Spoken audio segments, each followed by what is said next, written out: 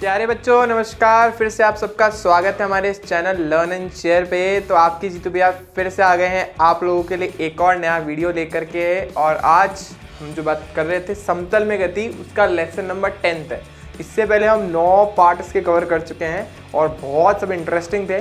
Last class में यानी last lesson में हमने एक टॉपिक छोड़ा था, उसका नाम था वृत्तीय गति। बहुत इंटरेस्टिंग टॉपिक था।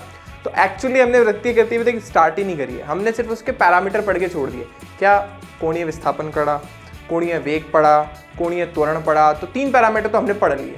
उसके अलावा हमने आवर्तकाल और आवृत्ति भी पढ़ी थी। तो अब इन सब को लेकर के जब हम पढ़ चुके हैं, तो अब ये सब जैसे हम इंग्लिश सीखते हैं ना, तो सबसे पहले इंग्लिश लैंग्वेज सीखने के लिए उसके अल्फ़ाबेट जरूरी होते हैं। तो हमने वैसे इसके चर सीख लिए, कुछ वेरिएबल सीख लिए। अब जब हम वेरिएबल सीख चुके हैं तो अपन जो हमारी वृत्तीय गति है उस पर आ सकते हैं। ठीक है, मैं आपको पहले ही बता चुका हूँ कि इस चैप्टर में भी वृत्तीय गति है और नेक्स्ट चैप्टर में भी वृत्तीय गति है। ठीक है, इस चैप्टर में जो वृत्तीय गति है वो एक समान वृत्तीय गति है और नेक्स्ट चैप्टर में जो आएगी वो हमारे पास असमान वृत्तीय गति आएगी। मतलब वो जो है बार बार अपना जो चाल है उसको चेंज कर सकती है। ठीक है, चलो आज का लेसन स्टार्ट करने के लिए आप लोगों के लिए एक छोटी सी इंफॉर्मेशन वो ये है कि हम लोगों का लर्न एंड शेयर का एक बहुत अच्छा एप्लीकेशन आपको गूगल प्ले स्टोर पे मिलेगा। ठीक है, नाम भी लर्न एंड शेयर ही है, आपको दिख रहा होगा इस तरीके के स्क्रीन पे।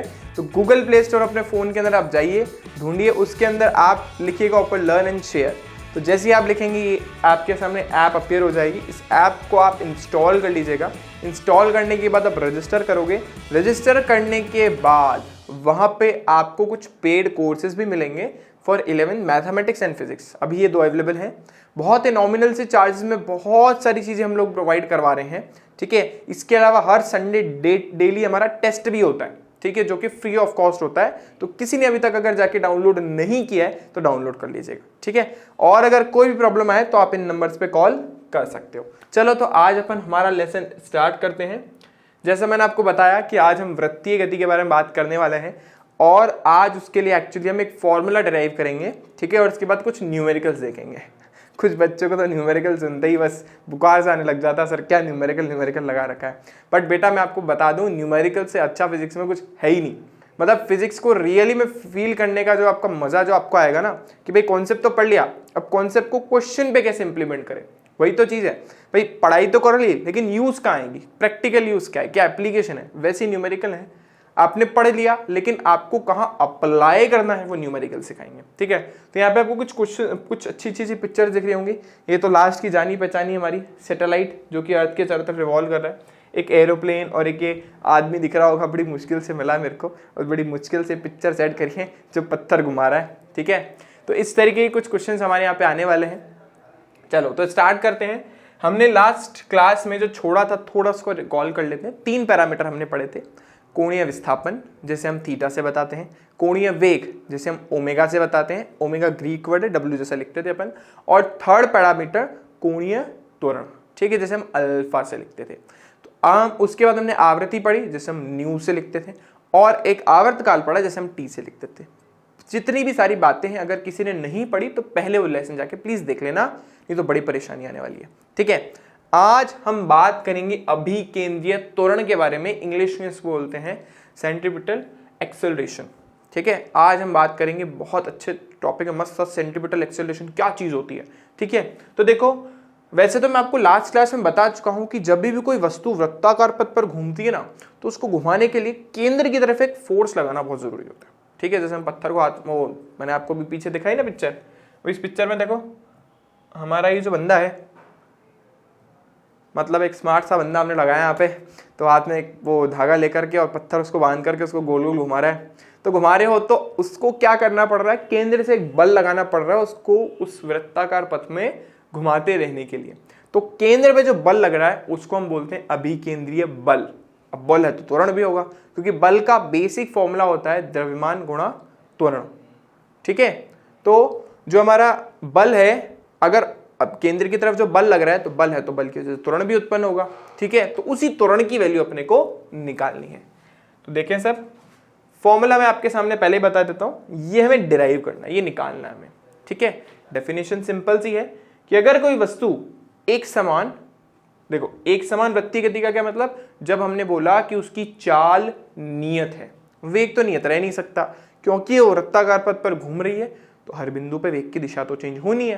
ठीक है, इसका मतलब वो एक समान गति कर रही है तो चाल नियत है, तो चाल नियत है तब उसका त्वरण जो होता है जो कहाँ की तरफ लगता है, केंद्र की ओर, उसको अपन बोलते हैं अभिकेंद्रीय त्वरण। ठीक है, अब अच्छा एक चीज मैं हमेशा और आपको बता दूं, जब भी कोई वस्तु वृत्ताकार पथ पर गति करती है तो उस पर दो तरीके के त्वरण लगते हैं। एक तो मैं जो आपको बता रहा हूं जिसको हम बोलते हैं कि केंद्र की ओर लग रहा है, केंद्र की ओर लग रहा है, इसको हमने बोल दिया सेंट्रीपिटल एक्सेलरेशन, इंग्लिश में इसको बोलते हैं। एक और त्वरण लगता है, वो त्वरण वस्तु की जो हमारी टेंजेंट है ना, ये स्पर्श रेखा, इसकी दिशा में लगता है।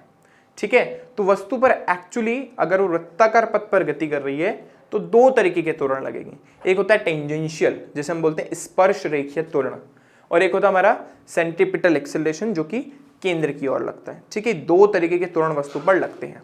यहाँ पे हम जिसके बारे में बात करने वाले हैं वो सेंट्रीपिटल फोर्स, सेंट्रीपिटल एक्सेलरेशन ही है।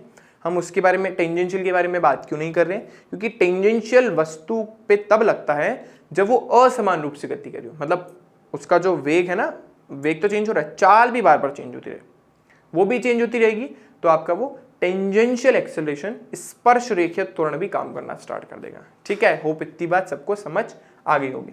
अब इसकी दिशा मैं आपको बता देता हूं, नाम से सब कहानी क्लियर है। देखो अभी वस्तु जब वृत्ताकार पथ पे घूम रही है तो देखो ना, इसकी स्पर्श रेखा के अलावा जो त्वरण लग रहा है उसको हम बोलते हैं स्पर्श रेखीय त्वरण। रिप्रेजेंट हम करेंगे AT से। अंग्रेजी क्या, बहुत सारी चीजें अंग्रेजों ने बना दी ना, बनाई थी इंडियन वालों ने भी, लेकिन अफसोस क्रेडिट उनको मिल गया। तो जो टेंजेंशियल है इसको इंग्लिश में टेंजेंशियल बोल रहे हैं, स्पर्श रेखा बोल रहे हैं, इसलिए इसको लिखते हैं AT। और अभिकेंद्रीय जो सेंटर की तरफ लग रहा है जिसको अपन सेंट्रीपिटल बोल रहे हैं, हिंदी में भी वर्ड छुपा हुआ है इसका मीनिंग, और इंग्लिश में भी सेंट्रीपिटल, केंद्र क्या बोलते हैं, सेंटर की तरफ लगने वाला, और अभिकेंद्रीय केंद्र की ओर लगने वाला। ठीक है, संधि विच्छेद तो आते होंगे सबको, तो जब तोड़ोगे तो मीनिंग समझ आएगा। तो इसको अपन क्योंकि बोल रहे हैं सेंट्रीपिटल फोर्स एक्सेलरेशन, सॉरी, तो ये हमारे पास हो जाएगा AC। तो दो तरीके के त्वरण हो गए, AT और AC। हम किसके बारे में बात करेंगे, हम बात करेंगे C के बारे में। T हमें क्यों नहीं पढ़ना, क्योंकि T की वजह से वस्तु की चाल चेंज होती है, और हम बात कर रहे हैं एक समान वृत्तीय गति के बारे में, और उसमें तो चाल नियत रहती है। तो हमारे केस में ये वाला जो कंपोनेंट है यानी AT जो है वो 0 हो जाएगा एक समान वृत्तीय गति में। लेकिन जब हम आगे पढ़ेंगे, कब, नेक्स्ट चैप्टर में, तब ये रोल प्ले करेगा, क्योंकि वहां पर वस्तु असमान वृत्तीय गति करेगी। ठीक है, आई होप इतनी बात तो सबको क्लियर हो गई होगी। तो यहाँ पे आपको एक फॉर्मूला दिख रहा होगा अभिकेंद्रीय त्वरण का, वो यहाँ पे दिख रहा होगा आपको, A बराबर V²/R या ω²R। तो ये फॉर्मूला कहाँ से आया, यही अपन आज डिराइव करने वाले हैं। ठीक है, अभी NCERT खोलोगे तो शायद कुछ जैसा मैंने आपको बोला कि NCERT बहुत प्यारी बुक है, बट उसमें कोई चीज़ें ना स्ट्रेट फॉरवर्ड नहीं दे रखी। जैसे 10th क्लास तक की जो NCERT थी, टॉपिक लिखा है, उसकी थ्योरी डिस्क्रिप्शन अच्छा सा लिखा है।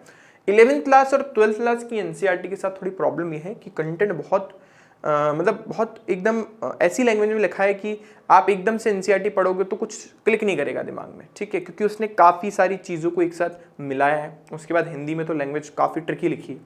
ठीक है, तो आप डेरिवेशन देखोगे तो शायद NCERT में ना मिले, और बच्चे मेरे से बार बार यही पूछते हैं कि सर आप पढ़ाते कहाँ से हो, तो मैं पढ़ाता तो NCERT से हूँ, टॉपिक तो NCERT से उठा रहे हैं, लेकिन हो सकता है कि कुछ डेरिवेशन जो NCERT में नहीं है या आपको समझ नहीं आ रहे, उसको हम इजी लैंग्वेज में कैसे समझे वो समझने की अपने यहाँ कोशिश करते हैं। ठीक है, तो हम इसका डेरिवेशन आज करने वाले हैं। जब डेरिवेशन एक बार हो जाएगा तो एक दो न्यूमेरिकल भी देख लेंगे, तो समझ आ जाएगा कैसे अप्लाई करना है।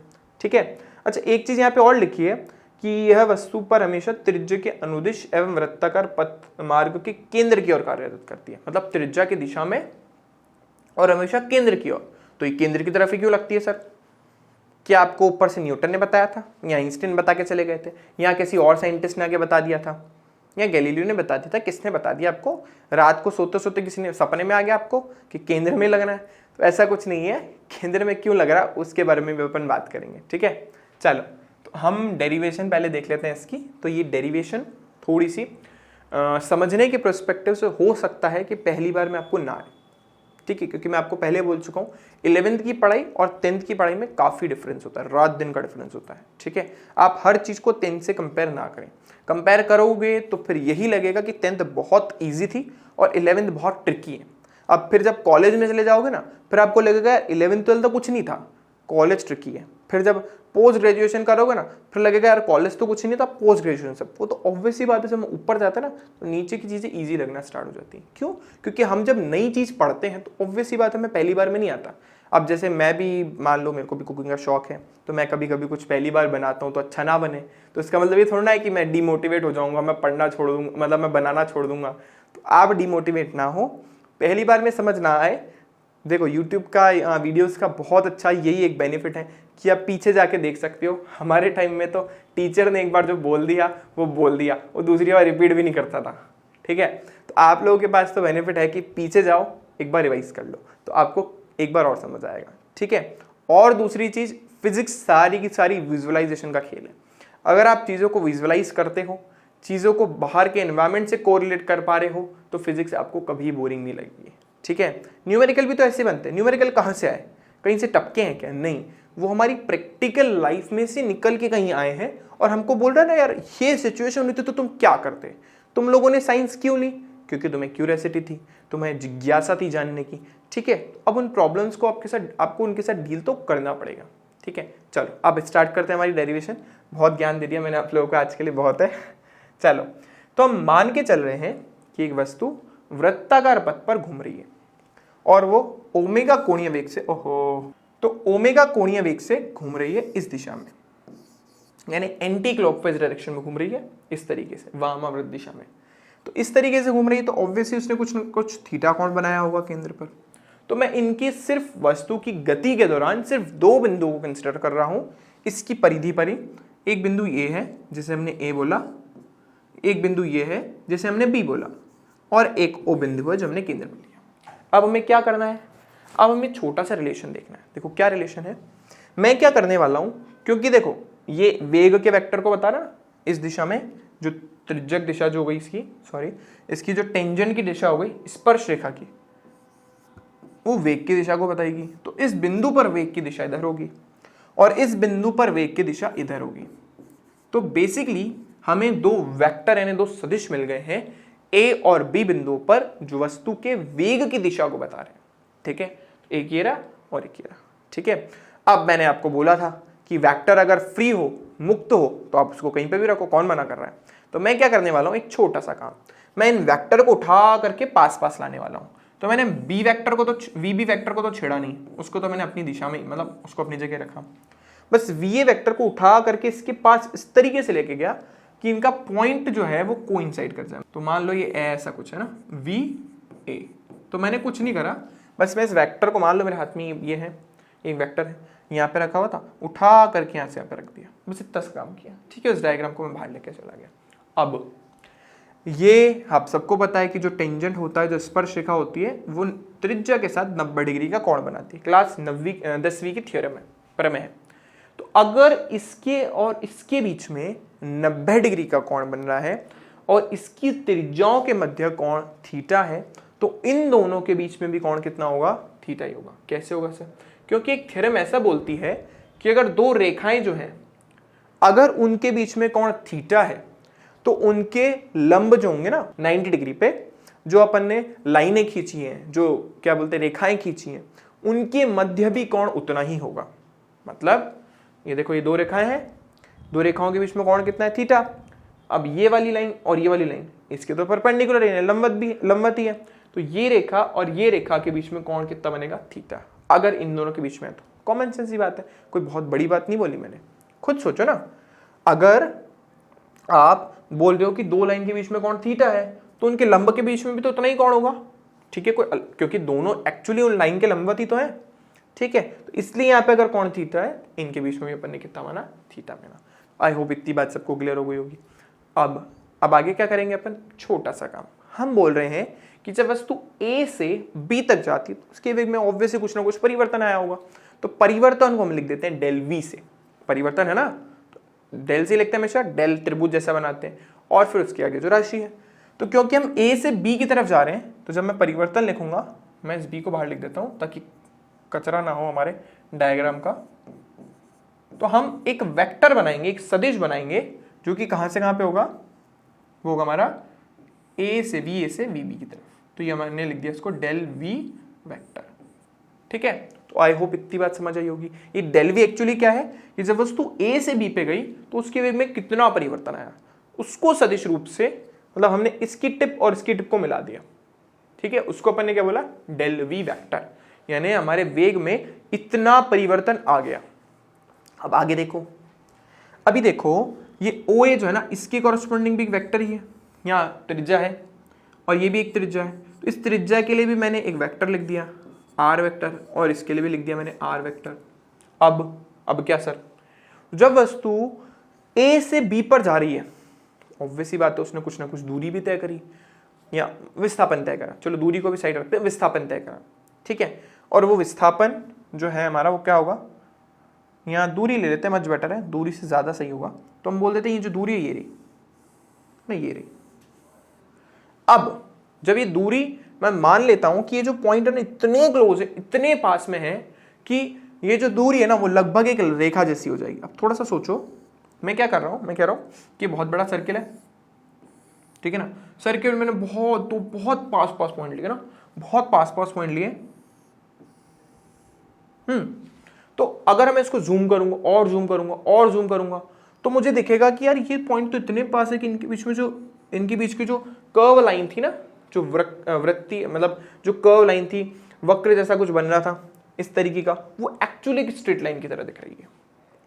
उस केस में हमारा ये जो थीटा है ये किससे चेंज हो जाएगा, ये हमारा चेंज हो जाएगा डेल डी थीटा से, क्योंकि हम बहुत छोटे से उसके बारे में बात करें ना।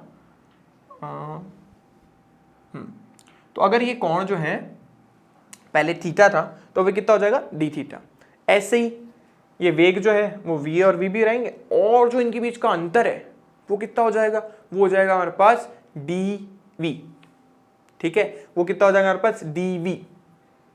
ओके, तो अब यही कॉन्सेप्ट अपन यहाँ पे लगाने वाले हैं। हम क्या करेंगे, हम बोलेंगे कि भाई ये जो पॉइंट है इतने पास हैं कि हम इसे कुछ इस तरीके का बना सकते हैं कि एक स्ट्रेट लाइन बन जाए, और वो स्ट्रेट लाइन कहाँ से कहाँ की तरफ बनेगी, इसको मैं रब करूँ, हाँ, तो क्योंकि हम ए से बी की तरफ जा रहे हैं तो हम जो स्ट्रेट लाइन यानी स्पर्शरेखा खींचने वाले हैं ए से बी की तरफ होगी इस तरीके से, ठीक है ना। तो अगर मैं इसको थोड़ा बाहर बनाऊं तो कुछ आप समझ पाओगे, ये ओ ए हो गया जो एक्चुअली आर वेक्टर ही है, ये हमारा ओ बी हो गया जो एक्चुअली वापस आर वेक्टर ही है, और ए से बी की तरफ भी अपन ने एक वेक्टर बनाया, ठीक है। ये हमारे विस्थापन को बता रहा है कि हाँ वस्तु ने कितना विस्थापन तय करा एक बिंदु से दूसरे बिंदु तक, ठीक है। अब अपने को क्या करना है, क्योंकि एक तरीके का विस्थापन है तो विस्थापन को अपन कैसे लिखते हैं,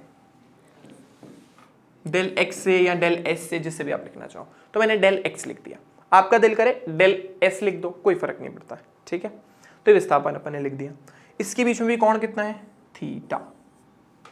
अब ध्यान से सुनना, जैसा मैंने बोला कि पॉइंट बहुत क्लोज है, बहुत पास है, जब ये कोण बहुत मतलब ये जो आपके बिंदु बहुत पास हो जाएंगे तो थीटा डी थीटा से, डेल वी डी वी से, और ये आपका डेल एक्स एक्स से रिप्लेस हो जाएगा। चलो पहले एक छोटा सा रिलेशन लिखते हैं, फिर वो केस कंसिडर करेंगे।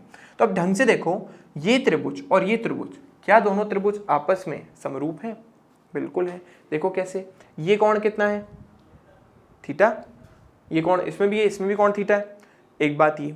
दूसरी बात ये, अब एक चीज़ और समझिए कि क्या बोलते हैं, जैसे इसमें R और R ये दोनों बराबर हैं, तो इसमें जो वेग है, हमने बोला ना ये वेग इतने पास, क्योंकि हमने बोल दिया क्या कि हम बोल रहे थे कि वस्तु जो है एक समान वेग, एक समान चाल से चल रही है, तो वेक्टर तो आपस में इक्वल नहीं हो सकते, लेकिन परिमाण तो हो सकता है, क्योंकि वस्तु एक समान रूप से चल रही है ना, तो उनका चाल चेंज नहीं होगी। कल मैंने आपको एक बात बोली थी कि एक्चुअली वस्तु के वेग का परिमाण कौन बताता है, चाल। तो यानी दोनों की वैल्यू सेम है, यहाँ पे भी अगर 2 मीटर प्रति सेकंड से चल रही थी तो यहाँ पे भी 2 मीटर प्रति सेकंड से चल रही है, क्योंकि हम पढ़ ही एक समान वृत्तीय गति रहे, लेकिन बस दिशा चेंज हो रही है, इसलिए इसका परिमाण और इसका परिमाण सेम है। तो अगर मैं इसके लिए सिर्फ और सिर्फ नॉर्मल डायग्राम बनाऊंगा, ज़्यादा नहीं, ऐसा बना दिया मैंने, एक त्रिभुज बनाया छोटा सा, तो देखो ये हमारे पास हो गया डेल वी। अब मैं सिर्फ परिमाण के बारे में बात कर रहा हूँ। अब ये जो क्योंकि दोनों का परिमाण सेम है तो इसको मैं नाम देता हूँ सिर्फ वी, तो ये भी वी, ये भी वी। इस वाले त्रिभुज में देखो, इस वाले त्रिभुज को मैं थोड़ा यूं टिल्ड कर देता हूँ, तो ये कुछ इस तरीके का हो जाएगा, ये भी आर, ये भी आर, ये थीटा और ये हमारा डेल एक्स। तो हमने एक्चुअली दो त्रिभुज बना दिए और ये दोनों त्रिभुज आपस में कैसे हैं? ये दोनों त्रिभुज आपस में समरूप हैं, सिमिलर हैं। क्यों? अब सिमिलैरिटी की आपने लास्ट क्लास में कुछ दो आपने वो पढ़े होंगे, रूल्स पढ़े होंगे। ए का रूल होता है दो भुजाएं बराबर हो तो आपका जो दोनों त्रिभुज होते हैं वो समरूप हो जाते हैं। कोई दो कोण बराबर हो या तीनों कोण बराबर हो या डबल ए ट्रिपल ए की जो प्रॉपर्टी आप बोलते हो, तो भी जो दोनों त्रिभुज हैं वो क्या हो जाते हैं? समरूप हो जाते हैं। तो इन दोनों त्रिभुजों को हम समरूप कर सकते हैं। कैसे? देखो, ये थीटा ये भी थीटा है। अच्छा, ये दोनों आपस में बराबर है ना? तो हमने पढ़ा था अगर किसी त्रिभुज में दो भुजाएं बराबर हो तो समद्विबाहु त्रिभुज होते हैं, और समद्विबाहु त्रिभुज में जो विपरीत कोण होते हैं वो तो आपस में बराबर होते हैं।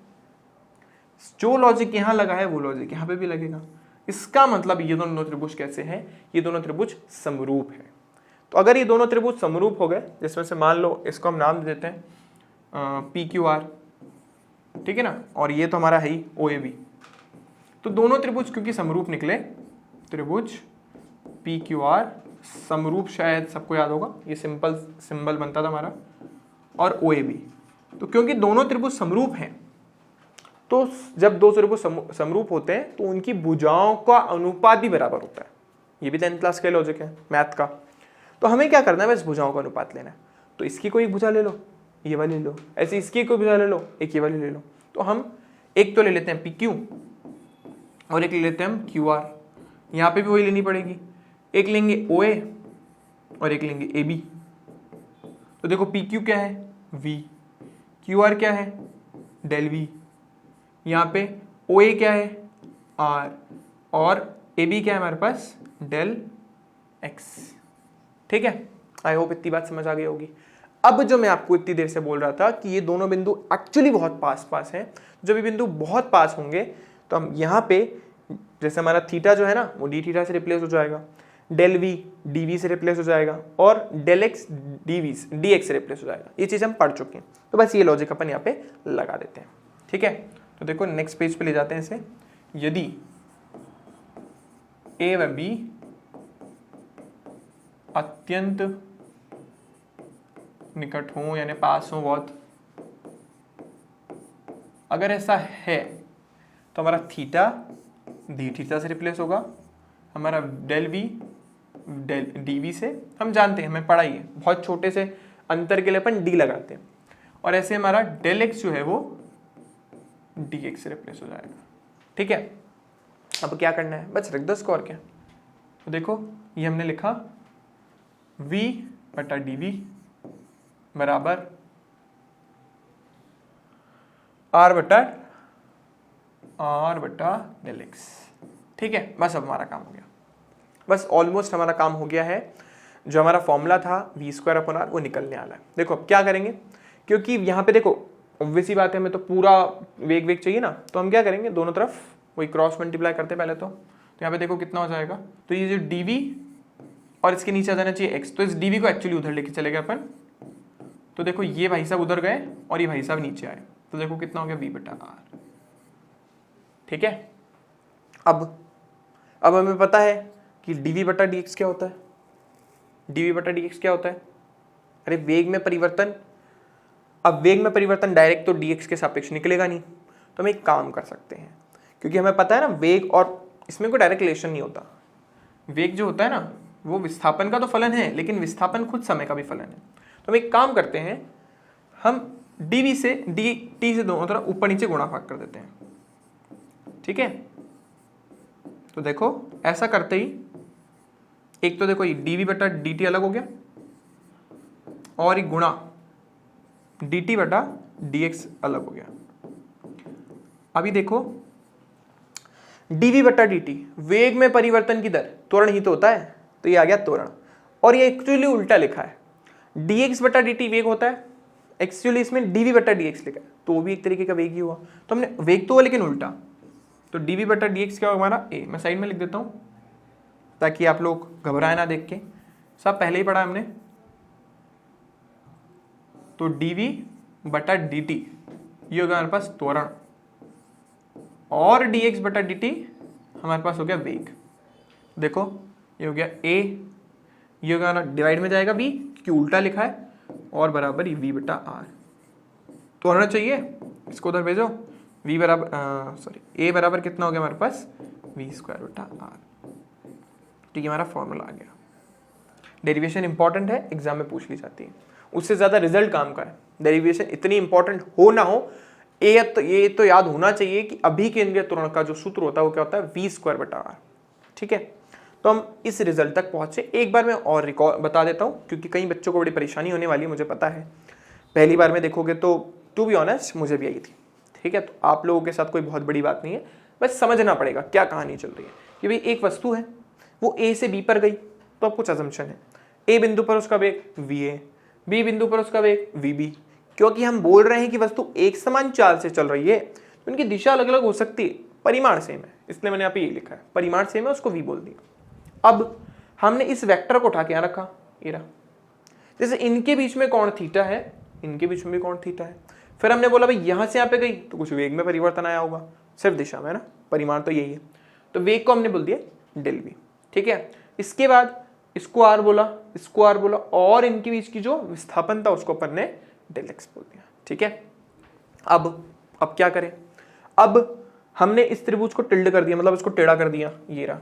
अब सिर्फ परिमाण लिखे, वेक्टर को हटा दिया, तो ये डेल x, ये r, इसमें हमने बोला इनका परिमाण सेम ही है, तो ये v और ये डेल v। तो इस त्रिभुज को और त्रिभुज को अपन ने बोला कि दोनों कैसे हैं, सिमिलर है, क्योंकि कोण बराबर है। तो जब इनके कोण बराबर है और दोनों सिमिलर है, मतलब समरूप है, तो इनकी भुजाओं का अनुपातिक कोण होगा। फिर अपन ये लिखा रिलेशन से। फिर उसके बाद हमने बोला कि ना ये सब चीजें बहुत पास हो रही है, मतलब हम बहुत दो ऐसे बिंदु के बारे में बात कर रहे हैं जो वृत्त में बहुत पास है। मैंने अभी आपको बना के बताया ना कि वृत्त में हम ऐसे दो पॉइंटों के बारे में बात कर रहे हैं जो कि बहुत पास है, बस उसको जूम करके देख रहे हैं। तो इसलिए हमारा थीटा डी थीटा से, डेल वी डी वी से और डेल एक्स डी एक्स से रिप्लेस हुआ, बस रख दिया। फिर थोड़ा सा रीअरेंज करा, फिर बोला यार v और x में तो कोई रिलेशन ही नहीं बैठ रहा, तो फिर अपन ने बोला कि ये v और x जो है दोनों के दोनों समय के फलन होते हैं। तो जब अपन डिफरेंशिएशन की बात ही कर रहे हैं तो अपन dt से गुणा कर देते हैं, यहाँ पे ऐसा समझ लो, क्योंकि v समय का फलन है तो dv बटा dt, और तो v जो है आपका वो विस्थापन का और विस्थापन समय का फलन था। ठीक है, तो उसी लॉजिक से हमने करा। ये देखो v dt dx, क्यों? dt से ऊपर नीचे गुणा किया है, तो dv बटा dt हमारा क्या बन गया, ये बन गया हमारा a त्वरण, और dx बटा dt उल्टा लिखा है तो बन गया हमारा वेग। वेग को उधर लेके गए, फॉर्मूला डेराइव हो गया, a बराबर v स्क्वायर बटा r। ठीक है, काफी इंपॉर्टेंट फॉर्मूला है, r त्रिज्या और v वस्तु का वेग है। अब इसको एक दूसरे फॉर्मूले में मैं डालने वाला हूँ, देखना एक और दूसरा फॉर्म देखो इसका। हमने पढ़ लिया a किसके बराबर है, v स्क्वायर बटा r के। हमने कोणीय त्वरण भी पढ़ा है।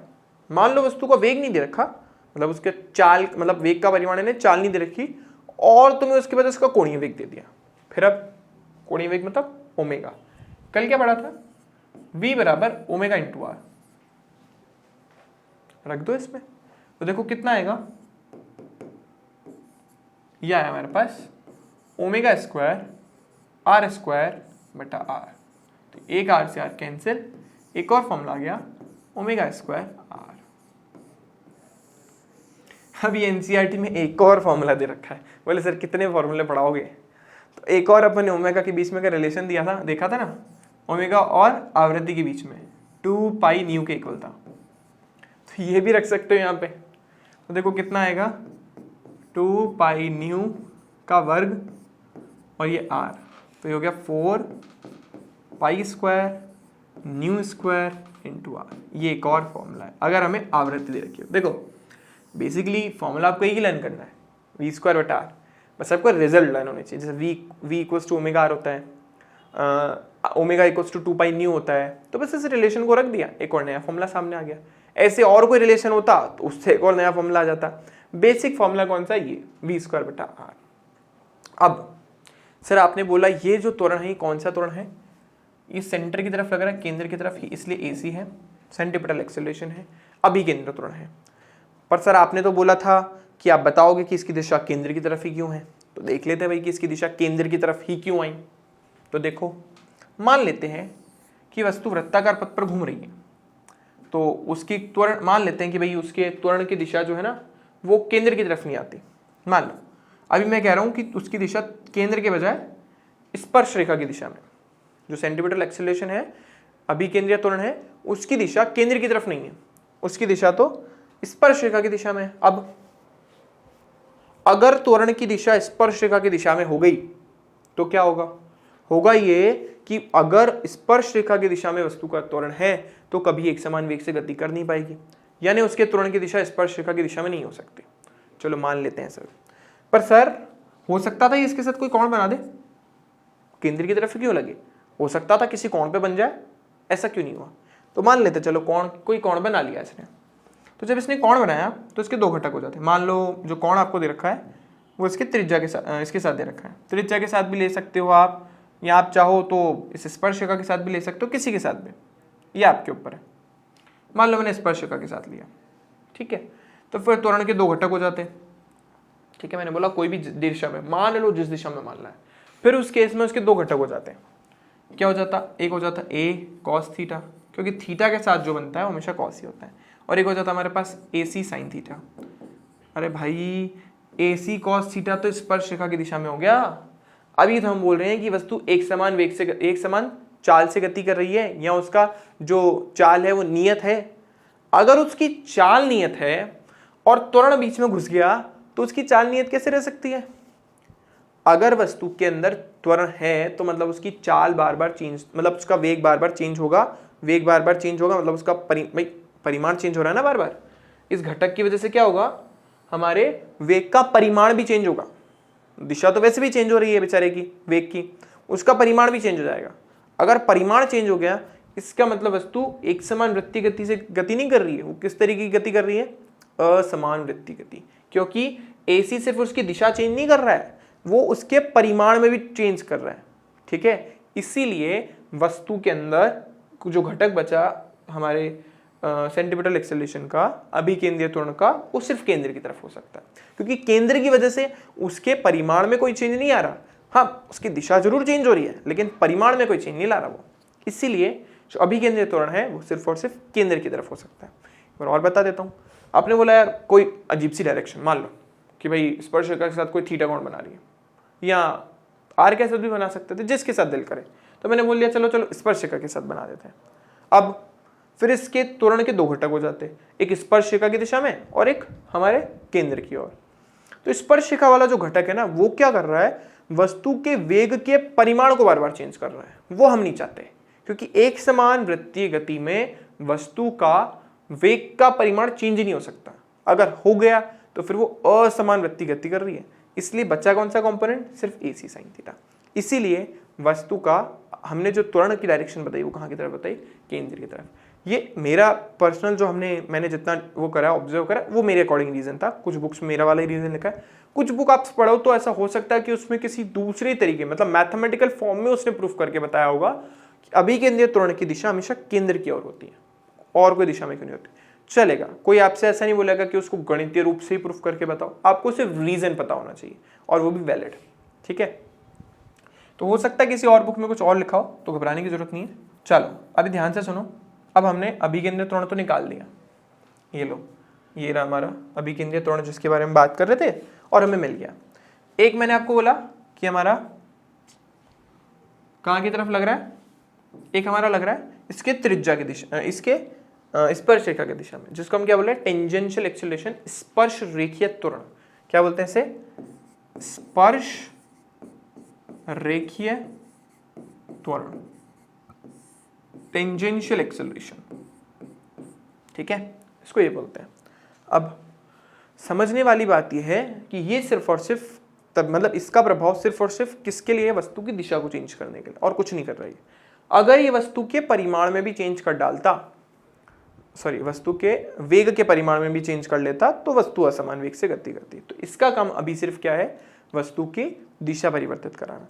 क्योंकि अभी मतलब वैसे तो वस्तु के परिमाण में चेंज कर देता है ये, इसलिए हमारे केस में इसको हमने जीरो ही मान लिया, इसका कोई रोल नहीं है, ठीक है। अगर इसका रोल प्ले होता तो फिर क्या होता मैं आपको बताता हूं।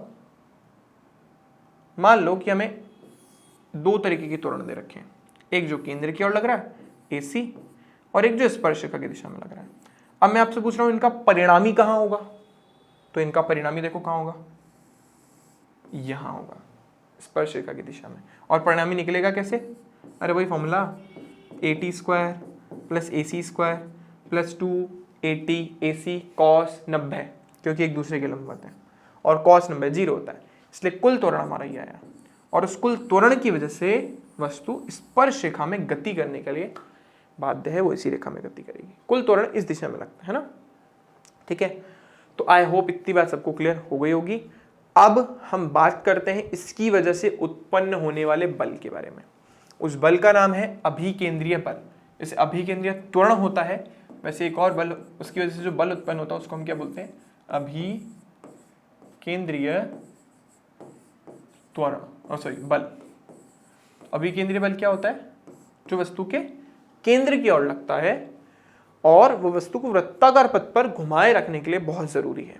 तो वह बल, मैं लिख देता हूं, वह बल जो केंद्र की ओर लगता है एवं वस्तु को वृत्ताकार पथ पर गति कराता है, ठीक है।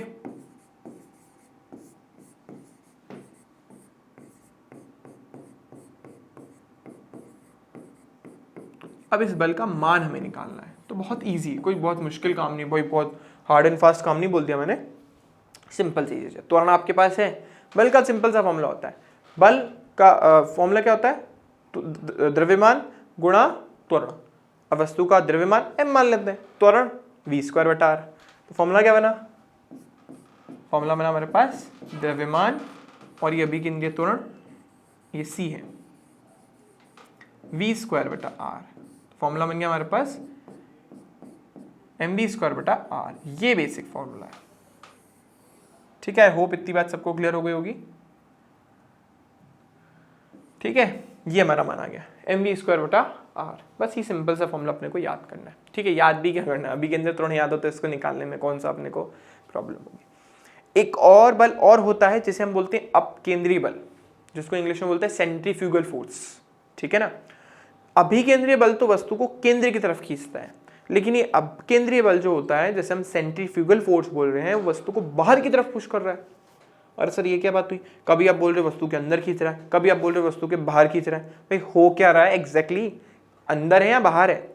अब ध्यान से सुनो, अगर आप किसी वस्तु को बाहर से ऑब्जर्व करें, मान लो आप देख रहे हो कि यार मैरी को राउंड पे मेरा दोस्त गोल गोल घूम रहा है, ठीक है, तो ऑब्वियसली बात, तो उसको वृत्ताकार पथ पर बनाए रखने के लिए केंद्र की तरफ कोई बल लग रहा है, उस बल को हमने बोल दिया अभिकेंद्रीय बल। अब मेरा भी मन कर गया यार, उसको देख देख के मैं भी चाहता हूँ कि मैं भी है ना उस मैरी को राउंड पे जाके बैठूं और झूला झूलूं, तो मैं भी चला जाता हूँ। अब जब मैं गया तो मैं फील कर रहा हूँ यार एक बल मेरे को बाहर की तरफ धक्का दे रहा है, मेरे को कोई चीज पुश कर रही है बाहर की तरफ। वो चक्री होती थी ना, जिसके बारे में मैंने आपको बताया था कल की लास्ट क्लास में। तो चक्री क्या कर रही थी, जब आप चक्री पे झूलते हो ना, तो ऑब्जर्व करोगे कि आपको चक्री ना बाहर की तरफ धक्का देने की कोशिश कर रही है, ठीक है। तो वो जो चक्री आपको बाहर की तरफ धक्का देने की कोशिश कर रही है, वो कौन सा बल है, वो है अपकेंद्रीय बल। यानी जब आप सिस्टम में खुद घुस जाते हो, निकाय में आप खुद होते हो, तब आप एक बल बाहर की तरफ अनुभव करते हो, उस बल को हम बोलते हैं अपकेंद्रीय बल। इस फोर्स को, इस बल को हम फेक फोर्स भी बोलते हैं, मतलब एक तरीके का झूठा बल है, ठीक है ना। इस नाम का कुछ होता नहीं है, लेकिन हम फील करते हैं क्योंकि हमें ऐसा लगता है कि कोई चीज़ हमें बाहर की तरफ पुश कर रही, पर हम जानते हैं कि वस्तु को वृत्ताकार पथ पर घुमाने के लिए केंद्र की तरफ तो एक बल लगना ही चाहिए। तो जब हम किसी चीज़ को बाहर से ऑब्जर्व करें ना, मान लो अगर कोई चीज़ गोल गोल घूम रही है, तो मैं आपसे पूछूं कि कौन सा बल लग रहा है, तो आप बोलोगे सर अभिकेंद्रीय बल लग रहा है केंद्र की तरफ, ठीक है। अब मैंने आपको सिस्टम पे बैठा दिया, अब उस झूले में जाके आप बैठ गए तो आप फील करोगे एक बल बाहर की तरफ बल लग रहा है, ठीक है ना। उस बल को अपन बोल रहे हैं अपकेंद्रीय बल, वो हम फील कर रहे हैं, ऐसा कुछ होता नहीं है, हम फील कर रहे हैं कि हमें कोई चीज़ बाहर की तरफ पुल कर रही है, धक्का दे रही है, ठीक है। तो वो जो है बाहर की तरफ खींचने की कोशिश कर रही है, वो जो बल है वो कौन सा है, अपकेंद्रीय बल। उसका फॉर्मूला भी यही होता है, बस डायरेक्शन बाहर की तरफ होती है, बस इतना सा चेंज है, ठीक है ना।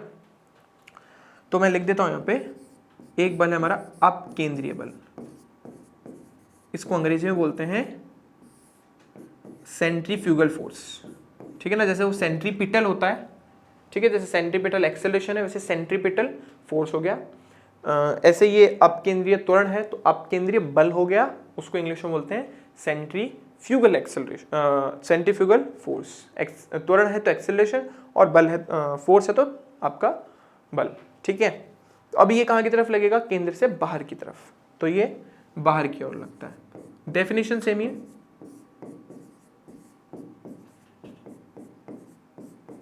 ठीक है, इसको हम इंग्लिश में बोलते हैं सूडो फोर्स। इस तरीके के फोर्सेस को अपन बोलते हैं इंग्लिश में सूडो फोर्स। स्पेलिंग एस से स्टार्ट नहीं होगी, स्पेलिंग स्टार्ट होगी पी से, पी साइलेंट होता है इसमें। तो इसको हिंदी में बोलते हैं, इंग्लिश में बोलते हैं सूडो फोर्स या फेक फोर्स, और हिंदी में इसको बोलते हैं झूठा बल। ऐसा कोई बल एग्जिस्ट नहीं करता, लेकिन हम फील करते हैं एक तरीके से। इसके बारे में ज़्यादा डिटेल में आपको मैं नेक्स्ट चैप्टर में बता पाऊंगा, अभी मैं ज़्यादा डिटेल में बात नहीं करूंगा। तो ये बल जो है हमारा सेंट्रीफ्यूगल फोर्स, वो बाहर की तरफ लग रहा है। ठीक है, और इसका मान भी उतना ही है, mv²/r। ठीक है, लेकिन तभी लगेगा जब आप सिस्टम में खुद जाके बैठ जाओ। अगर सिस्टम को बाहर से देखोगे तो फिर आप उस केस में यही लगाओगे, और सिस्टम में जाके बैठ जाओगे तो ये लगाओगे। पता है मोस्टली केसेस में सूडो फोर्स बहुत हेल्प करता है क्वेश्चन सॉल्व करने में। ठीक है, वो अपन नेक्स्ट चैप्टर में बात करेंगे, बहुत मजा आएगा नेक्स्ट चैप्टर में। ठीक है, चलो अब क्योंकि अपन ने बहुत सारी रामायण पढ़ ली है और अब हम इतने पावरफुल हो गए हैं कि हम न्यूमेरिकल कर सकते हैं, तो अपन न्यूमेरिकल करते हैं। तो पहला क्वेश्चन एनसीईआरटी से ही है, उसकी एग्जाम्पल है। बहुत ईजी प्रॉब्लम है एनसीईआरटी की, कोई मुश्किल नहीं है, सीधा सीधा फॉर्मूला बेस्ड है। ठीक है, चलो कोशिश करते हैं। क्या बोल रहा है कि कोई कीड़ा कीड़े की बात आ गई, कोई कीड़ा एक वृत्तीय खांचे में जिसकी त्रिज्या 12 सेंटीमीटर है में फंस गया। अरे ये फंस गया भाई, फेस नहीं गया है। तो मान लो कि बेचारा एक कीड़ा था, है ना, वैसे चक्री गोल गोल गोल गोल घूम रही थी, है ना, उसमें बेचारा उसके खांचे में जाके से कीड़ा फंस गया। तो ये कीड़ा अपन बना देते हैं। देखो मेरी ड्राइंग तो तुम्हें पता है वैसे बहुत अच्छी है, तो ये कीड़ा मैंने बना दिया, इसके 2 पंख बना दिए मैंने ना। तो ये कीड़ा जो है इस तरीके से गोल गोल चक्री घूम रही थी और उसके खांचे में जाके फंस गया। अब बेचारा अगर खांचे में नहीं फंसता तो उड़ के चला जाता, लेकिन हमारी प्रॉब्लम बेचारे को अपन ने उसको फंसा लिया था कि अपन वृत्तीय गति पढ़ सकें। तो फंस गया और इसकी त्रिज्या कितनी, 12 सेंटीमीटर। तो ये त्रिज्या जो है इसकी 12 सेंटीमीटर, गोल गोल चक्री ऐसे घूम रही है। क्या बोलते हैं, वह खांचे के अनुदिश स्थिर है, मतलब वो चल नहीं रहा है, वो फिक्स्ड है अपनी जगह पे। जैसे मान लो कि मैं चक्री पे गोल गोल घूम रहा हूँ और मेरे पैर जो ना चिपक गए इस तरीके से, अब मैं हिल नहीं सकता अपनी जगह से। तो मैं अपनी जगह स्थिर खड़ा हूँ, वो हमारा जो कीड़ा है वो भी स्थिर खड़ा है, स्थिर बैठा है, गति नहीं कर रहा है, और वो चक्रे के अंदर ऐसे गोल गोल घूम रहा है। और वो चक्रा जो है देखो क्या लिखा, स्थिर चाल, मतलब ये एक समान वृत्तीय गति के बारे में बात कर रहे हैं, क्योंकि उसने बोल दिया ना स्थिर चाल, इसलिए। और वो 100 सेकंड में 7 चक्कर काटता है, 100 सेकंड में 7 चक्कर काट रहा है। तो एक चक्कर काटने में उसको कितना समय लगेगा? अगर 7 चक्कर के लिए 100 सेकंड लगते हैं तो एक चक्कर के लिए कितना लगेगा? एक चक्कर के लिए लगेंगे हमारे पास 100/7 सेकंड, शॉर्ट में लिख देता हूं SCS, सेकंड्स। अभी क्या बोला, कीड़े की कोणीय चाल एवं रेखिक चाल कितनी होगी। ठीक है, तो हमसे ओमेगा की वैल्यू पूछी जा रही है, उसका सिर्फ परिमाण। ठीक है, इसने बोला ना, जब इसने बोला कोणीय चाल, तो सर हमने तो कोणीय वेग पढ़ा था। कोणीय चाल क्या चीज होती है? कुछ नहीं, आपसे इनडायरेक्टली उसका परिमाण पूछ रहा है कि उसकी मैग्नीट्यूड की क्या वैल्यू होगी, क्योंकि मैंने आपको बोला था ना चाल एक्चुअली हमें वेग का परिमाण ही देती है। अगर वो वृत्ताकार पथ पर घूम रही है तो बेस हमसे वो ओमेगा ही पूछ रहा है, ज़्यादा घबराने की जरूरत नहीं है, बस हमें डायरेक्शन नहीं बतानी है उसमें। और ऐसी रेखिक चाल, रेखिक चाल तो सिंपल ही है, वही v वाला फॉर्मूला जो हमारे पास होता है x/t, वही लगाएंगे अपन। तो पहले अपन ये निकाल लेते हैं। तो ओमेगा देखो कितना था हमारे पास, ओमेगा था हमारा θ/t। एक चक्कर में वो कितने रेडियन का कोण बनाएगा? 2π। और एक चक्कर में उसने समय कितना लिया? 100/7। तो आंसर कितना आया? इसको इससे काटो, 50 आ गया, तो 7/50 और ये पाई रेडियन, क्योंकि हमने जो क्या बोलते हैं, हाँ ठीक है, ओमेगा/t θ/t हो गया, तो हमारे पास रेडियन प्रति सेकेंड। और सॉल्व करना आगे आपका काम है, मेरा काम फिजिक्स बताना, मैथ करना तुम लोगों का काम है। तो 7π/50, इसको जब आप सॉल्व करोगे, चलो मैं कर ही देता हूँ, बोले सर इजी दिख रहा है इसलिए कर रहे हो हैं। तो पाई की वैल्यू अपन रख देते हैं 22/7। तो अपन ने सॉल्व किया, ये 25 और ये 11 रेडियन प्रति सेकेंड। ठीक है, तो 25 से इसको काटो, 25 चौक हो गया हमारा 100, लेकिन एक जीरो लगाना पड़ेगा, तो 4, फिर वापस 11 बचेगा, 11 का हो गया 110, वापस 4, तो रेडियन मतलब लगभग आपका 0.44 रेडियन प्रति सेकेंड, ये इसका ओमेगा यानी कोणीय वेग का मान हमारा आ रहा है। ठीक है, अब रेखिक चाल निकालनी है, तो रेखिक चाल तो सिंपल है, कुल उसने कितनी दूरी तय करी और कितने समय में। ठीक है, अच्छा ध्यान से सुनो, हमने ओमेगा कोणीय वेग तो एक चक्कर से निकाल लिया, लेकिन अगर हम दूरी के बारे में बात करेंगे ना, रेखीय दूरी के बारे में, तो फिर अपन एक चक्कर के बारे में बात नहीं कर सकते, क्योंकि उसका ओमेगा फिक्स है। क्यों है फिक्स? इस वजह से। तो हमें अब रेखिक चाल निकालनी है, तो रेखिक चाल आप चाहे सारे चक्करों के लिए निकालो, 7 चक्करों के लिए, एक चक्कर के लिए कोई फर्क नहीं पड़ेगा। तो हम सिर्फ एक चक्कर के बारे में बात कर रहे हैं, तो एक चक्कर के लिए निकाल लेते हैं। तो हम निकालते अपन रेखिक चाल।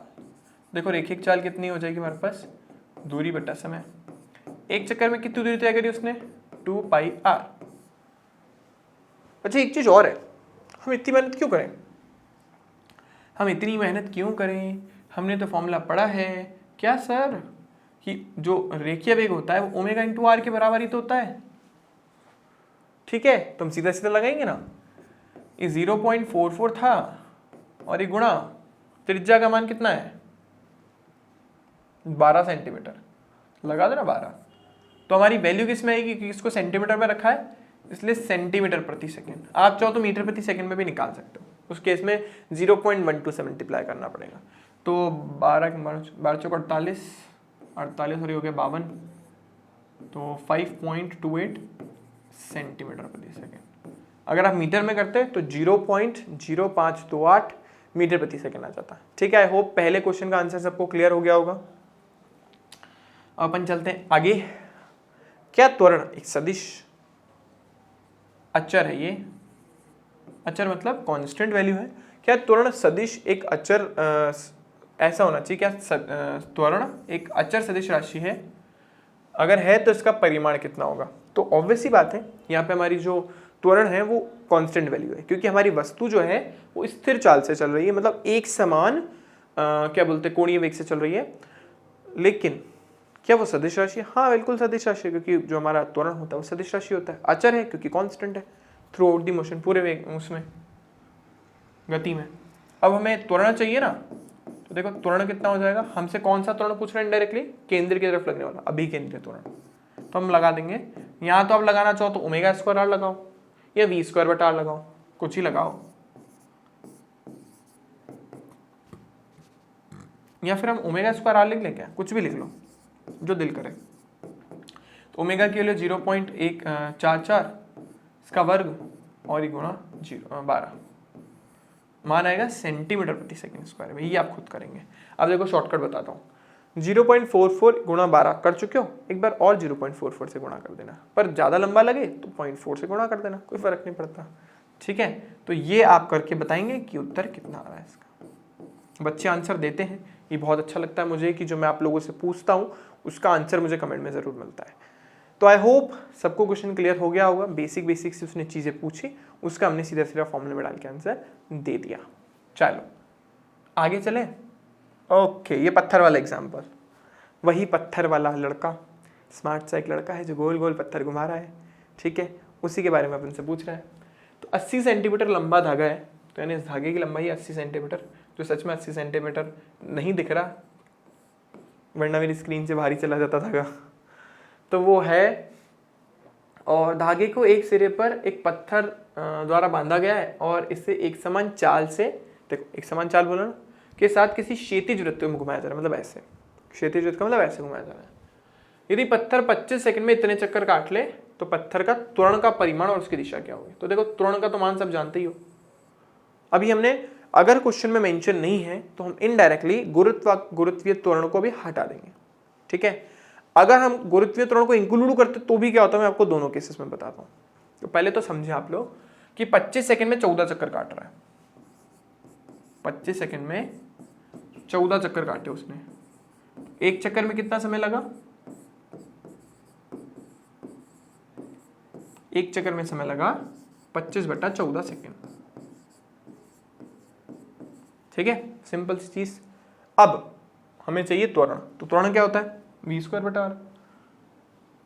तो ए सी वी स्क्वायर बटा आर, तो ये आर। उससे पहले वेग चाहिए होगा, अभी वेग कैसे निकालूं? वेग बराबर क्या होता है? दूरी बटा समय। एक चक्कर में कितना समय लिया उसने, एक चक्कर में कितनी दूरी तय करी? 2 पाई आर। और समय ये हो गया हमारे पास 25/14। ठीक है, तो देखो, तो v बराबर हो गया 2 27/7।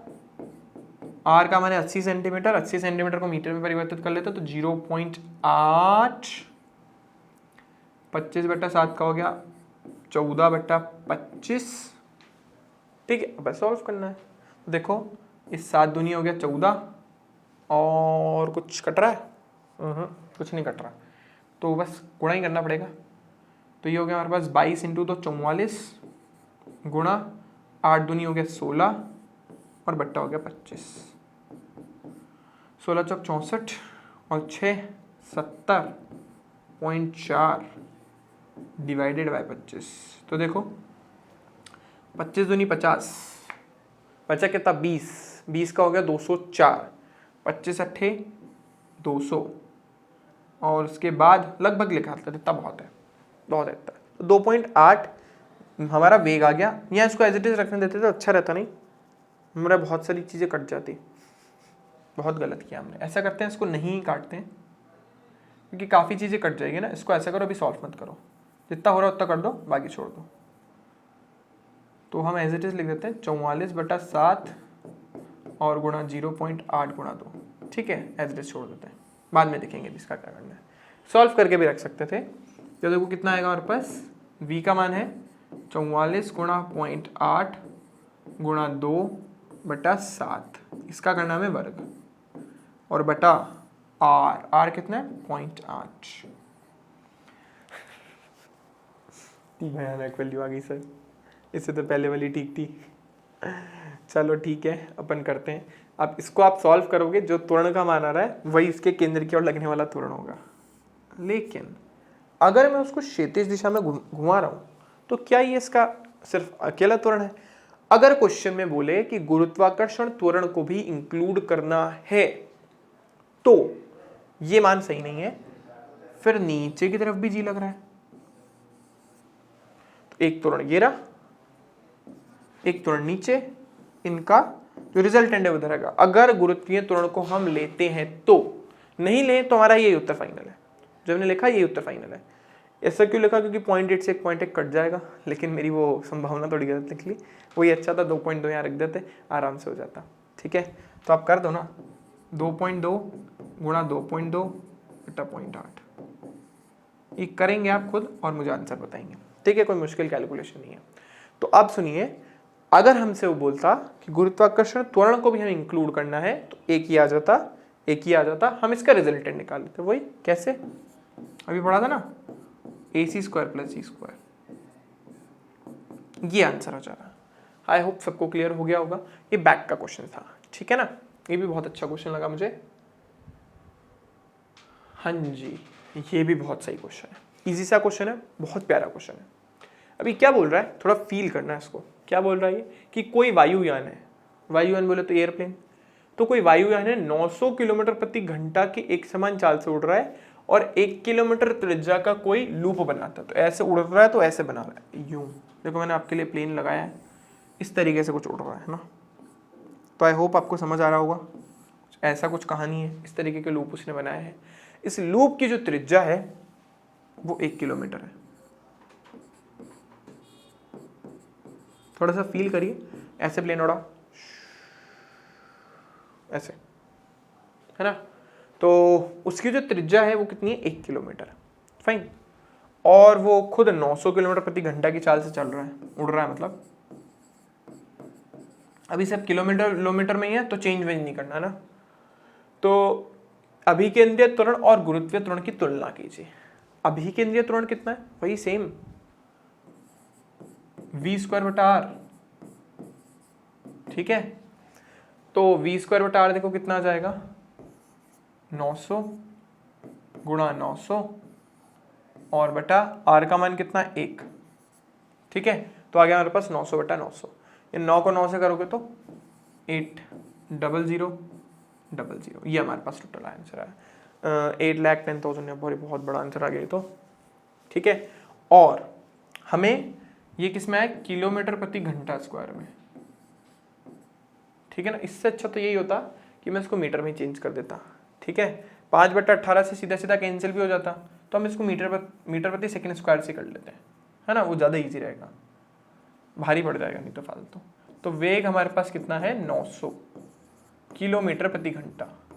तो देखो 900 पता ही आप सबको, 5/18 से गुणा करते हैं तो 18 पंजे हो गया 90, ये होगा 55 यानी 250,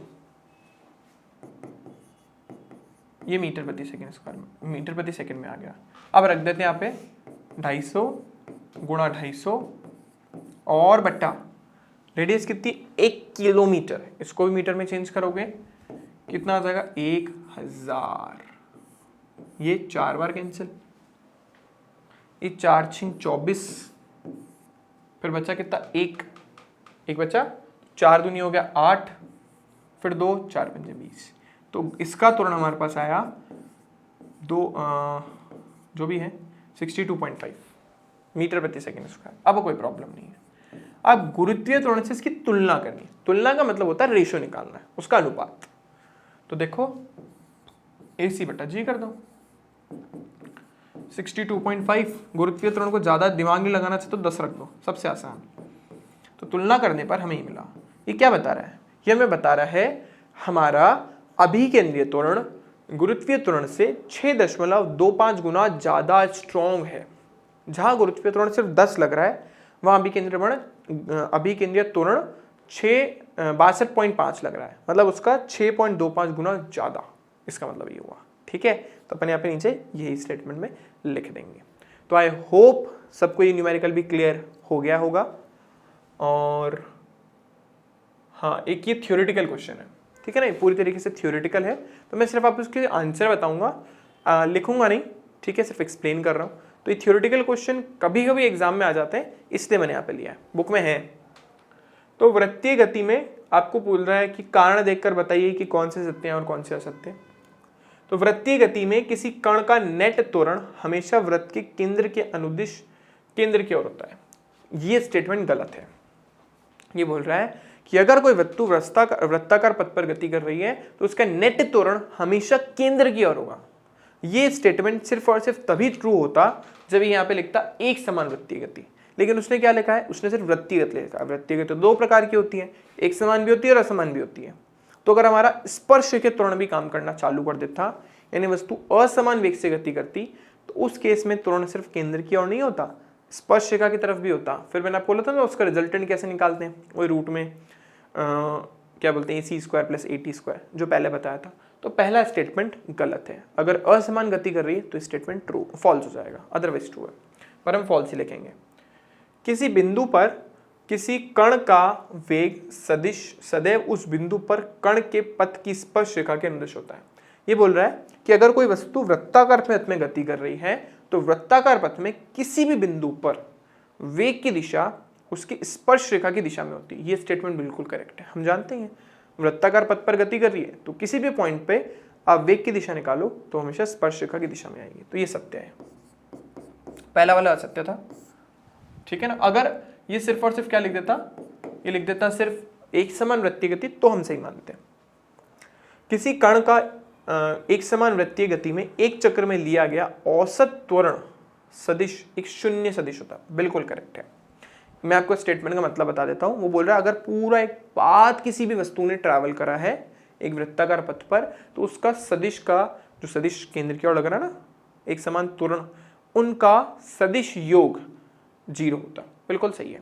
देखो अगर कोई वस्तु वृत्ताकार पथ पर गति कर रही है, मान लो देखो यहाँ पे है तो यहाँ लगेगा, यहाँ पर है तो यहाँ लगेगा, यहाँ पर है यहाँ लगेगा, यहाँ लगेगा, यहाँ लगेगा, यहाँ लगेगा, ऐसे हर बिंदु पर केंद्र की तरफ लगेगा।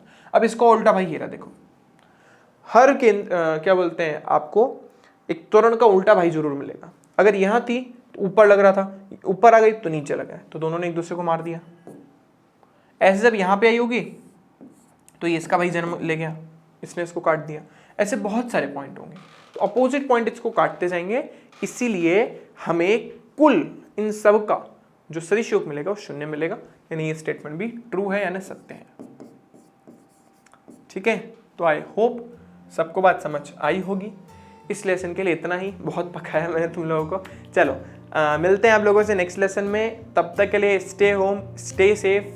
कोई भी प्रॉब्लम हो आप मेरा नेम टैग करके नीचे और अपनी प्रॉब्लम कमेंट में पूछ सकते हो। और हम जब आगे बात करेंगे तो ये चैप्टर ओवर हो चुका है, तो हम इसके न्यूमेरिकल के बारे में बात करेंगे। अच्छा, इस चैप्टर का एक टॉपिक और छूटा था, समतल में गति स्पेशली, और वेक्टर बता रखा था, वो आपको न्यूमेरिकल में समझा दूंगा। कुछ ऐसा अलग से बहुत अजीब से डायग्राम बने हुए, देख के घबरा जाओगे। ठीक है, तो सबका ऐसा कोई बहुत लोड लेने वाली बात नहीं है, बेसिक न्यूमेरिकल से आपको सारी स्टेटमेंट वाली चीज़ें क्लियर हो जाएगी। ठीक है, चलो इस लेसन के लिए इतना ही, मिलते हैं नेक्स्ट लेसन के अंदर। Thank you for watching this video.